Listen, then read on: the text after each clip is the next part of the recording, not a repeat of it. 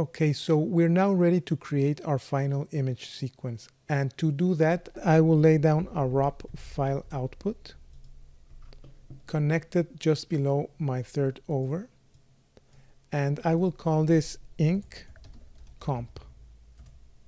By default, you'll have the entire frame range rendered, which is fine. And we can also change the name for this sequence. So as usual, I will use my $OS variable to create a folder.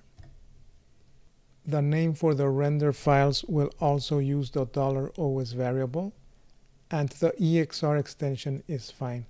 Now notice we're outputting the color plane and the alpha channel. So the C represents the RGB colors and the A is the alpha channel, which is fine if you're planning to composite this later on. But since this is our final compositing, we won't need the alpha channel to be output. So you can delete this extra channel. And I think that's it. You can go ahead and click on render. And as soon as we're back, I'll show you the final composite.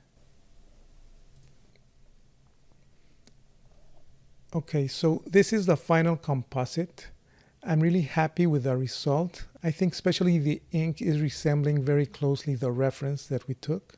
And as an additional element, we added these very nice bubbles that are floating in the water tank. As you saw in this last exercise, you can also do your compositing within Houdini. Of course, if you're doing a much more complex compositing, you can always jump to Nuke, Natron, or Fusion. But I find that Houdini has most of the tools to create a nice compositing. So for now, make sure to save your file. So that's another thing. Whenever you save your Houdini file.